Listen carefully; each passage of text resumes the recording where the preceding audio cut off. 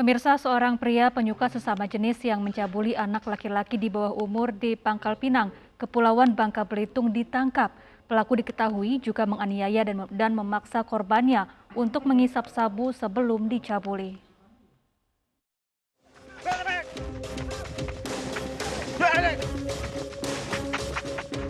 HR tidak berkutik saat dibekuk tim Buser Naga Satreskrim Polres Pangkal Pinang di rumah kontrakannya. Pria 32 tahun ini ditangkap setelah dilaporkan menganiaya 3 anak laki-laki di bawah umur. Namun berdasarkan pendalaman, korban ternyata juga dicabuli pelaku yang juga penyuka sesama jenis. 3 korban yang dihadirkan dan dipertemukan dengan pelaku mengaku kerap dipukul hingga disodomi.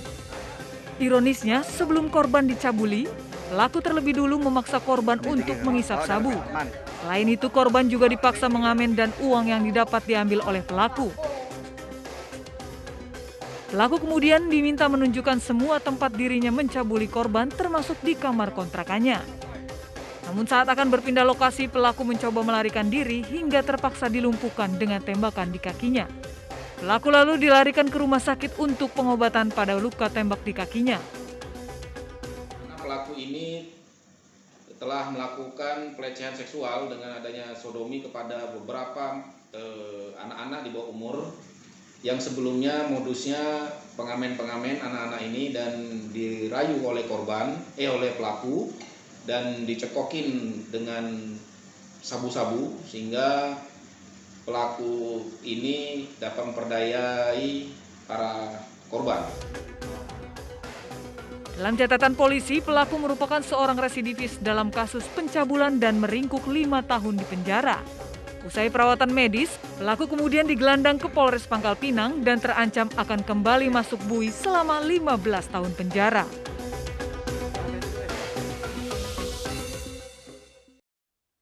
Seorang pria pemilik salon kecantikan di Bau-Bau, Sulawesi Tenggara ditangkap karena mencabuli 2 siswa SMP. Korban diajak menonton film dewasa bersama dan dirayu akan digratiskan perawatan rambut asal mau mengikuti keinginan pelaku.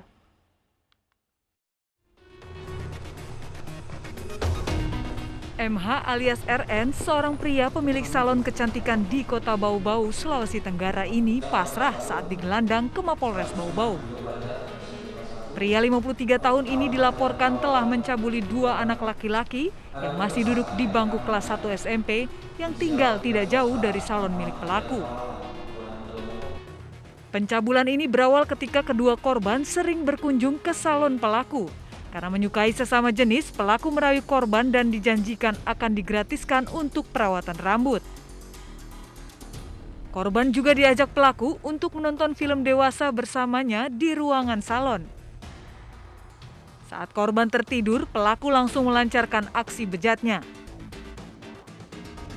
Pelaku mengaku kedua korban masing-masing sudah dicabuli 4 dan 3 kali saat datang ke salon miliknya.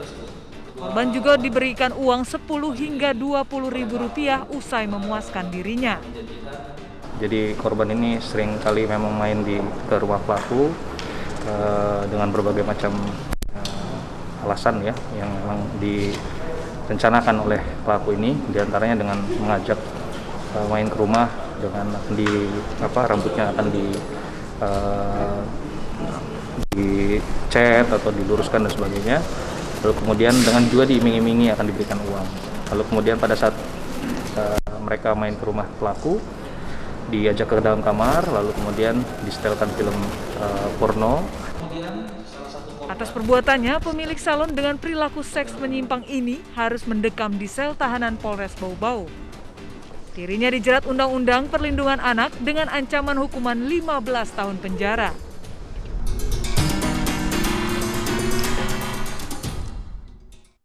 Dunia pendidikan tanah air tercoreng. Seorang kepala sekolah di Padang Panjang, Sumatera Barat ditangkap lantaran mencabuli 4 siswa laki-laki. Pelaku yang memiliki penyimpangan seksual ini memperdaya para korban yang berkonsultasi padanya terkait masalah meningkatkan kepercayaan diri.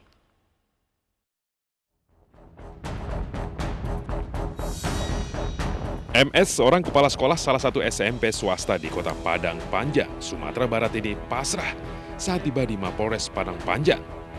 Dirinya dilaporkan telah mencabuli 4 anak didiknya, yang semuanya laki-laki. Pencabulan ini terungkap setelah salah satu korban bercerita pada orang tua apa yang dialaminya. Orang tua korban yang marah kemudian melaporkan pelaku ke polisi.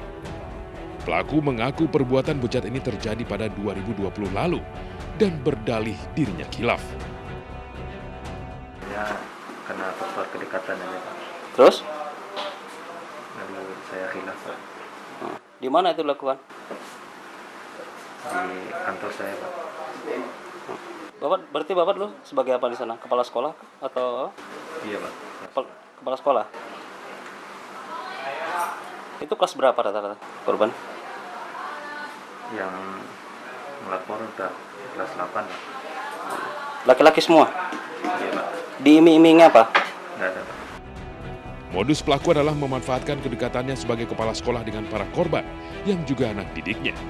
Para korban yang sering berkonsultasi untuk meningkatkan kepercayaan diri, kemudian diperdaya.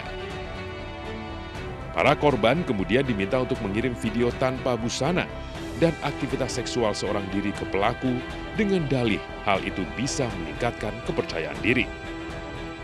Tidak hanya itu, para korban juga diminta untuk menemui pelaku di asrama sekolah dan ruang kerjanya, lalu kemudian dipaksa untuk melayani nafsu bejat pelaku. Pada waktu kami coba rekon ulang di TKP, jadi berdasarkan keterangan dari tersangka, dia sudah melakukan 3 kali terhadap yang korban saat ini melapor ini. Namun setelah kita tanyakan, ternyata ada 4 korban yang lainnya. Namun pada saat kami ke sekolah kemarin, di sana sedang ada kegiatan ujian, Pak. Jadi tidak mungkin kami datang ke sana dan coba untuk mengumpulkan bahan keterangan sebanyak mungkin. Takutnya akan mengganggu mental psikis anak-anak yang sedang melaksanakan ujian tadi. Pencabulan di sekolah ini terus didalami polisi karena diduga masih ada korban lain yang belum lapor. Sementara kepala sekolah cabul ini kini mendekam di sel tahanan Mapolres Padang Panjang dan dijerat Undang-Undang Perlindungan Anak dengan ancaman hukuman 15 tahun penjara.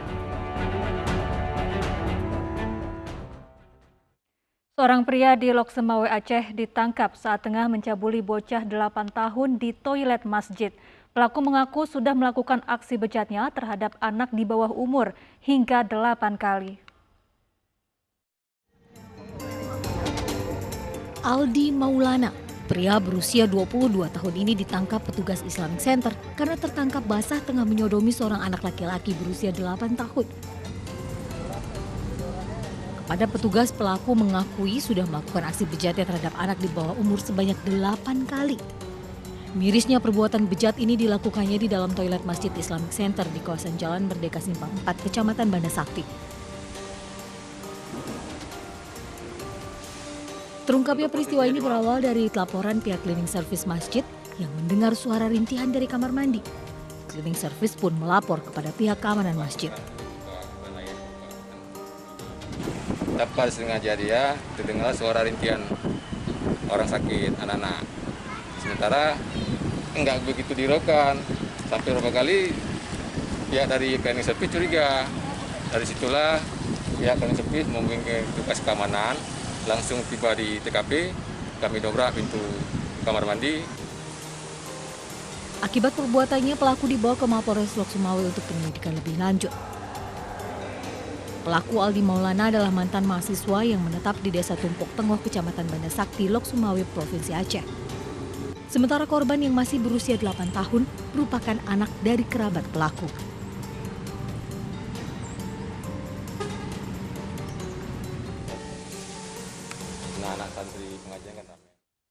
Polisi menangkap 5 orang pemalsu surat tes PCR di Bandara Halim Perdana Kusuma, Jakarta. Selengkapnya sesaat lagi, tetaplah di Realita.